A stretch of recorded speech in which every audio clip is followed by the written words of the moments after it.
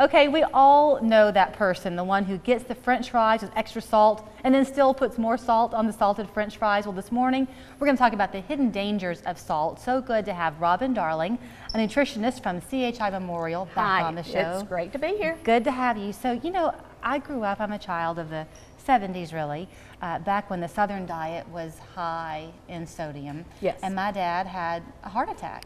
So we learned early on in my childhood to change the way my mom cooked. Exactly. But now the problem is that it's not so much how much salt you're putting on your food, it's what's already there when you buy it.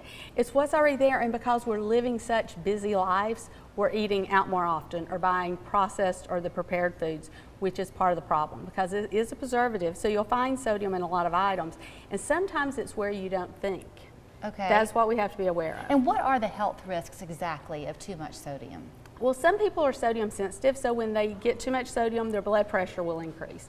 And for a lot of people, that is the result of eating a high salt diet.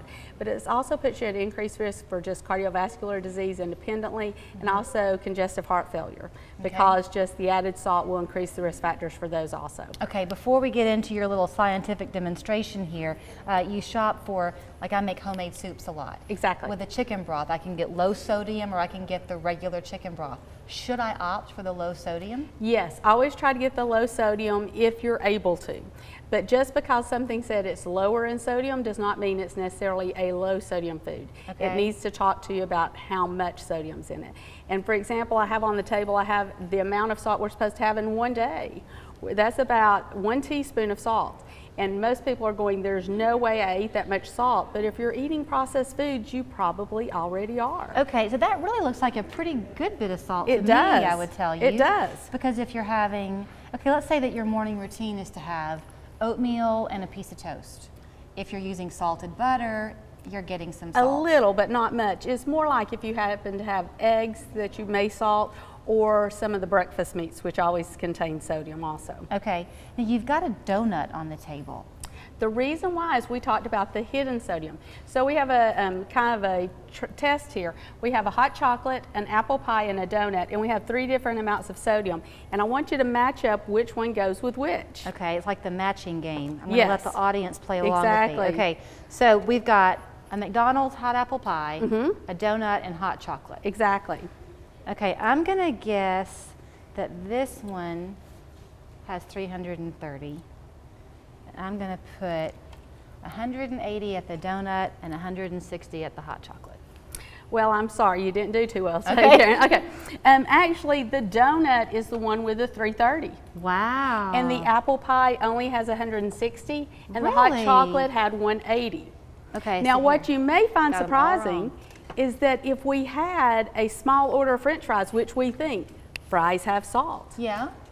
that had the least sodium of them all. It was only about 130. You're kidding. No, so, but if you think of 130, 180, that's not a huge amount. The goal is around 2,300, 2,300 milligrams a day. So you're telling me that in this one, it looks kind of like a tablespoon. It's a teaspoon. Teaspoon. In this 1 teaspoon of salt, there are 300 milligrams of sodium. 2,300 milligrams of sodium Exactly. in 1 teaspoon. Exactly. But if you got French fries, a small order of French fries, and don't add salt, You've got 130. well, that's not so hard. That's not so hard. But the problem is the fry's the side dish. Then you have a sandwich which has lots of condiments and such that have sodium in them. The meat has been salted. Now, honestly, if you ask at most fast food restaurants, they will run a burger through the grill without salt, and they'll also run a new batch of French fries if you ask them not to salt them. So this also comes back to what you preach every time you're here, which is stay away from those processed foods. Exactly. And the other thing, a lot of people go light or they want to go diet or low fat. If you use a low fat condiment, you're going to have more sodium in it. So we prefer people use the okay. regular condiments Okay. than salad dressings, for example. Because As opposed- something has to make it lower in calorie. and make it tasty. So Okay. they will usually have more salt and sometimes more sugar even. it comes back to moderation. Exactly. But let's talk about the classes that you offer at the hospital, because it's an overwhelming task sometimes if you're having to is. really fight a health issue here. It is. At the center, Diabetes and Nutrition Center, they see all sorts of diseases. They see diabetes, weight loss, hypertension, Crohn's disease, They see it, anything you have a concern about nutritionally. If you call them, they will call your doctor and try to get the referral.